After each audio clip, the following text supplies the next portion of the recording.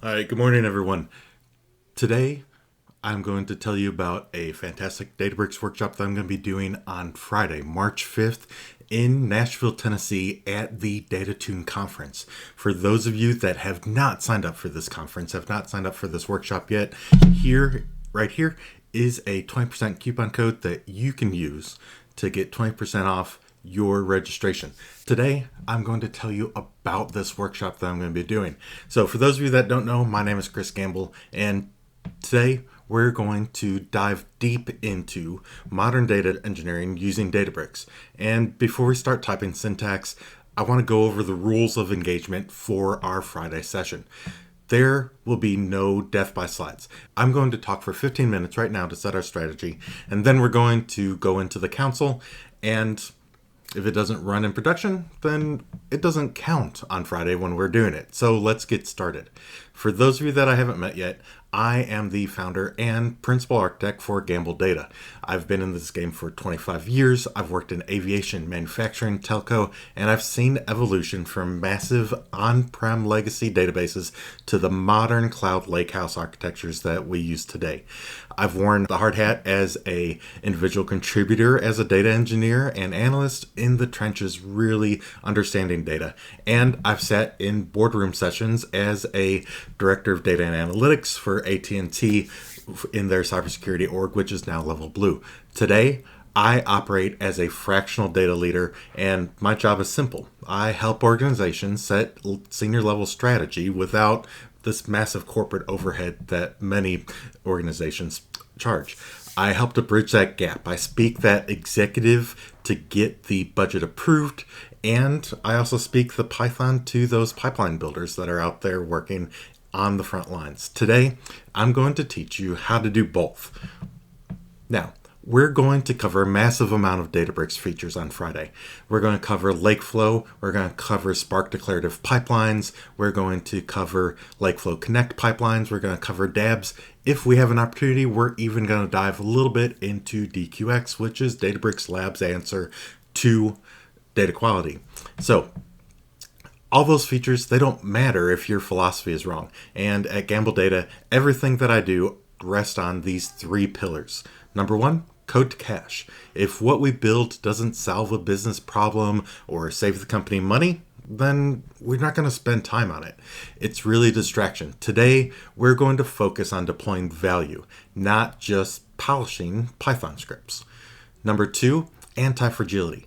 Junior engineers try to prevent errors. Senior engineers are going to assume that those problems are going to happen, and we're going to work to build systems that are going to be resilient and survive them.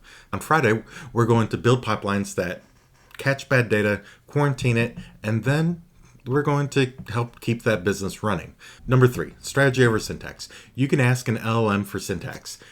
You're in this room for strategy and really know-how. Anyone can write code, and only a handful can architect for production. If you're ready to stop thinking like a junior engineer and start thinking like a strategic partner, then absolutely, you'll be in familiar company on Friday in Nashville. So, let's look at the industry right now. We have better tools than we've ever had before, right? We have still 80% of data projects, though, that end up failing or at least overrunning their time constraints and budgets. Why is that? Well, most organizations are drowning in spaghetti code.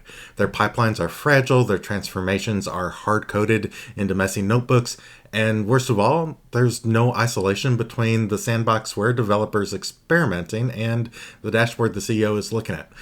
Why does that happen? Because a lot of data teams end up becoming Jira factories, right? We are cranking out code, we are cranking out answers to questions, we are cranking out pipelines to get data flowing and moving because the business needs it like 3 months ago.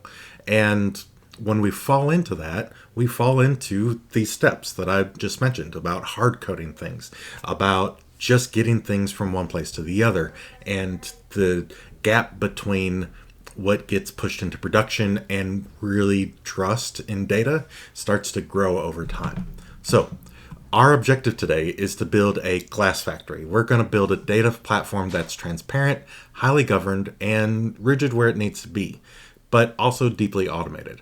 So our goal today is moving data from a state of complete chaos to really build that trust with the business. So how do we do that? We're going to use the Medallion architecture. This is our blueprint for everything that we're going to build on Friday.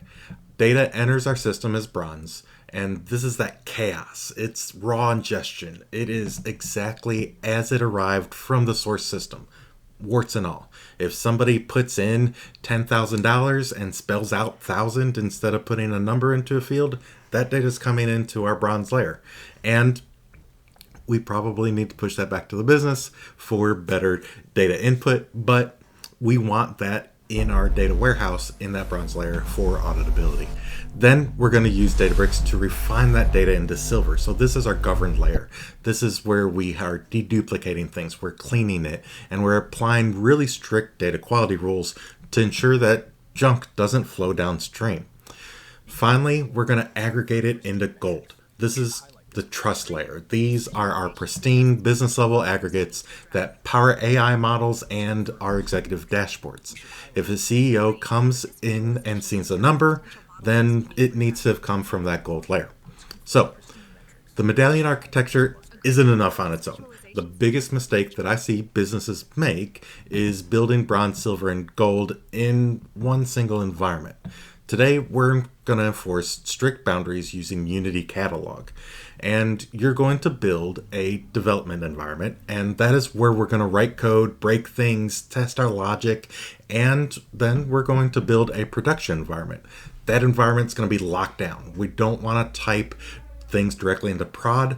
Production is a place where we're pulling data from Git and enforcing it in our production environment.